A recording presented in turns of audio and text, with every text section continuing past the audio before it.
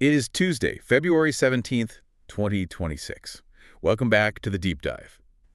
I want to start today with a question that, frankly, would have sounded absolutely ridiculous just 5 years ago. Okay. What happens when a suburb stops being a suburb?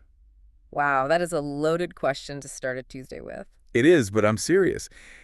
Think about the mental image of a suburb. You picture cul-de-sacs driving 10 minutes for a jug of milk, maybe a lawnmower in the distance. Right. But what happens when that same place suddenly grows 30 stories upwards, gets plugged into a high-speed rail network, and becomes what planners are calling an autonomous urban extension? Then suburb is definitely the wrong word. Exactly. Hmm. Looking at the research we have on the table today for the Quartier sector in Brossard, Yeah. Quebec, Yeah. it just doesn't fit anymore. It really doesn't. If you look at the data we've pulled from wikiresidence.ca and infodrone.ca, this area has basically become a living laboratory for the city of A tomorrow. living laboratory. I like that. Yeah, it's not just about a new train station. It's a complete reimagining of how we live, how we move, and this is the really interesting part, how we pay for the roof over our heads. That is what I want to get into. We've got urban planning reports, real estate stats from 2024 through to right now, and some really fascinating lifestyle analysis. Our mission today is to figure out how one train station acted like a particle accelerator for real estate. And we have to talk about how the subscription economy has officially hit the housing market there.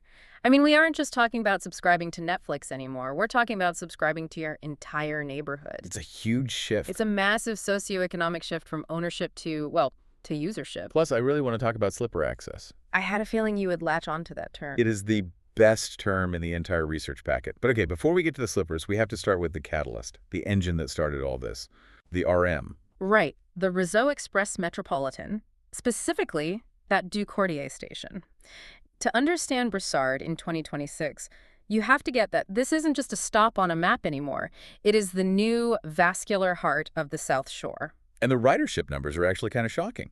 The reports show the South Shore branch has blown past 30,000 trips per weekday. That is a massive number of people. It is. And it's all driven by pure connectivity. I mean, remember what it was like before. The commute across the Champlain Bridge could be a total roll of the dice. Oh, an hour, easily, if there was an accident. Exactly. Now you're looking at a reliable 17-minute ride to Montreal Central Station. That reliability is the trigger for everything else. But here's the thing, and I think people often miss this. It's not just about going downtown anymore, is it? We're recording this in February 2026. The network has grown a lot in just the last few months. That is a crucial point. The context has changed even since late 2025. The North Shore Link, the Du Montagne line, that opened back in November. Right. And the Anse-Lorme segment is due to open this spring. So paint the picture for me. If I'm living in Brossard, how does a train to the North Shore change my life? It just changes your entire radius. Suddenly, you're not just tied to downtown for work. You can cross the whole metropolis without a single transfer. You can get from the South Shore to the North Shore, maybe to see family, or get to a park up there without ever touching the Metropolitan Expressway. You're plugged into the entire economic engine of Greater Montreal. That's it. It shrinks the city. And when you shrink the city, you explode land value. You called it a particle accelerator.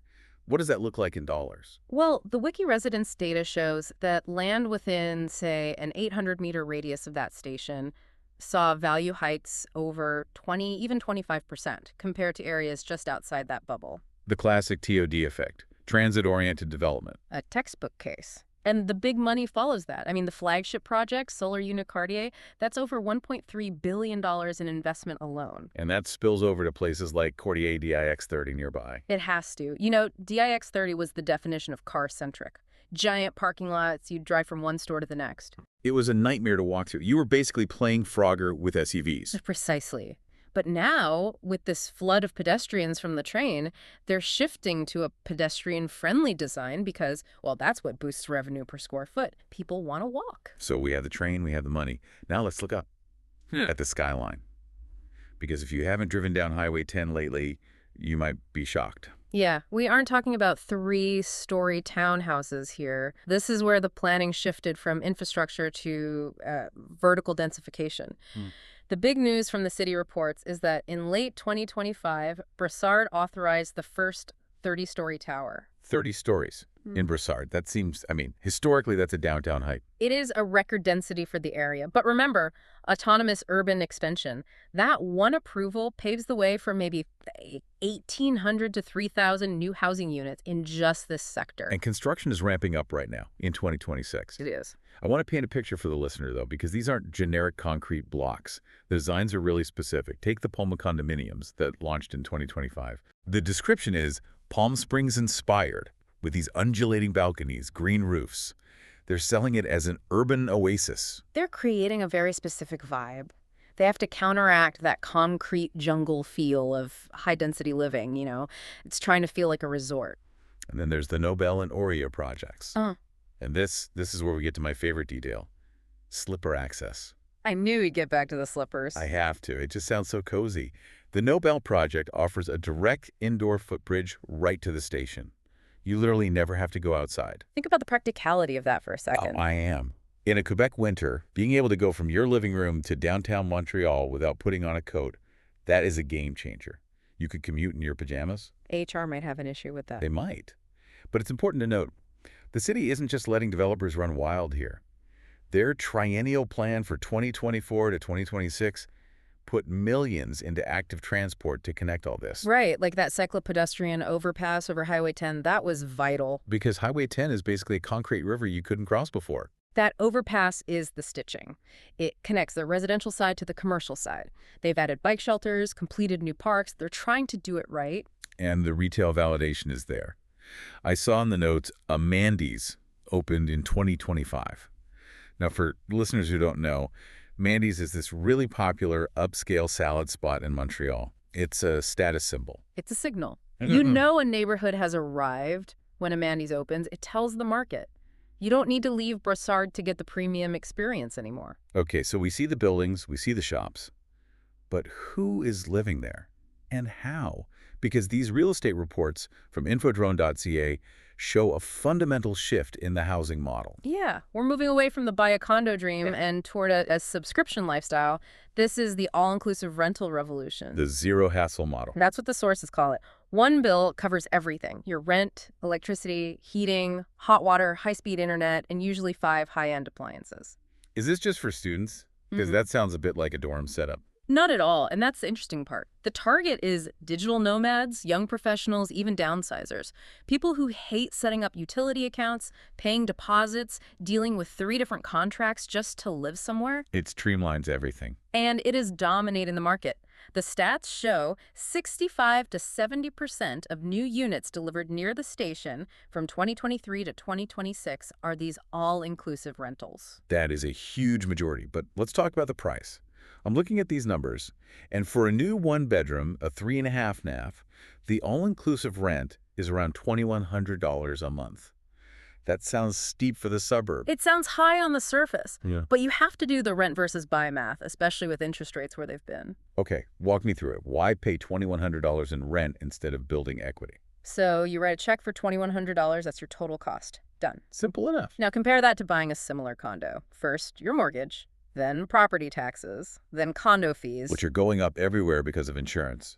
Exactly, plus your internet, your hydro. When you add all that up, you're looking at roughly $3,075 a month to own a comparable unit. Wow. So it's almost $1,000 more per month just to own the place. Yes, and that's not even the biggest hurdle. The biggest barrier is the down payment. To buy a unit around $600,000, you need about $120,000 in cash up front. Whereas renting is zero down. Exactly. So for a lot of people, renting isn't just a lifestyle choice. It's the only financial option that makes any sense. But, and this is the key, it lets them live in a luxury building they could never ever afford to buy into. That's the trade. That's why tenant households in these TOD zones are getting close to 40%. It's democratizing luxury in a way, but it's also creating a perpetual renter class. You don't build equity. You don't build equity, that's true. But you gain flexibility, and you gain access to what I call the club. You're not just renting 700 square feet. You're renting access to the entire vertical village. The amenities list in these buildings is just, it's ridiculous. Rooftop infinity pools, CrossFit-style gyms with Peloton and Rogue gear. And don't overlook the workspaces. Business class, co-working lounges with fiber optic internet. That eliminates the need for a home office, which saves you space, and it means you don't need to pay for a WeWork membership. And for the pet lovers, there are pet washes at the building entrances. Mm-hmm. I find this amusing, but if you've walked a dog in slushy March weather, No, you get it. It's incredibly practical. It keeps the salt and grit out of the elevators. It's all part of that white glove service secure parcel rooms, with refrigeration for your meal kits. dry cleaning valets, 247 concierges. There's one detail here that I think is brilliant, though, and it speaks to that efficiency: the hotel unit concept. Oh, yes. This solves a major problem. Residents can just rent guest suites in the building for visitors by the night. So you don't need to pay for a two-bedroom apartment all year just because your parents visit twice a year. You rent a one-bedroom and book the guest suite when you need it. It totally changes how you think about the space you need versus the space you can access. You downsize your private footprint without downsizing your lifestyle. So we have this luxury, all-inclusive vertical city in Brossard. The big question is, how does it stack up against downtown Montreal? Is it a duel? It is becoming one, yeah. Quartier is no longer the cheap alternative, which is what suburbs used to be. It's the premium alternative. That's the positioning. And the sources highlight a few key differences. First, space. You get 10 to 15% more square footage in Brossard for the same price. That's huge in a small condo. Yeah. But the quality of the stock matters too, right? Downtown has a mix of really old buildings and new ones. Whereas in Quartier, 100% of the stock is brand new. Post-2020, better tech, better soundproofing, better insulation. And the commute argument is basically dead. 17 minutes. Destroys the proximity to work argument, although the sources do note the Zone AB transit pass is pricier than the Zone A pass for just Montreal, so there's a small cost increase there. But you might save that money by not owning a car. The social shift here is fascinating. The sources say households are dropping to 1 or even 0 cars. That is a first for the South Shore. It's a massive cultural change for a place built on the automobile, and it's leading to a really interesting demographic mix. It's not just 25-year-old tech workers. No. You have young families meeting active retirees who are downsizing. They want the city vibe without the grit of downtown. And there's a very specific rule mentioned that I think preserves this community feel: the Airbnb ban. This is crucial. Short-term rentals are strictly banned, with fines up to $2,000 a day. That is a hefty fine. That is, we are not messing around money. It's intentional. It stops the buildings from turning into ghost hotels for tourists. It ensures your neighbor is actually your neighbor, but it also keeps the resale supply low. Which brings us to the developers. Why do they love this rental model so much? Why not just build condos, sell them, and cash out? It's about long-term stability. For developers like Devimco, these rentals provide a stable, predictable cash flow for pension funds. It's an asset that keeps paying. And it lets them build faster. Well, it's easier to fill 300 rental units than to sell 300 individual condos, right? Each buyer needs financing approval. This way you build, you rent, you fill it. The much faster cycle. So let's zoom out. We are witnessing the birth of an urban South Shore. We've gone from owning your house with a picket fence to subscribing to your neighborhood with a key card. It really is a shift in the Canadian dream, isn't it? The sources say this rental model acts as a market stabilizer during high-interest periods. It absorbs all the demand from people who can't buy. Which is good for stability, sure. Yeah. But I want to leave the listener with something to chew on here, because it feels like there is a deeper trade-off happening. This raises an important question about the long-term cost of all that convenience. We live in a world where we subscribe to everything, Netflix for movies, Spotify for music. Uber for rides. And now our housing.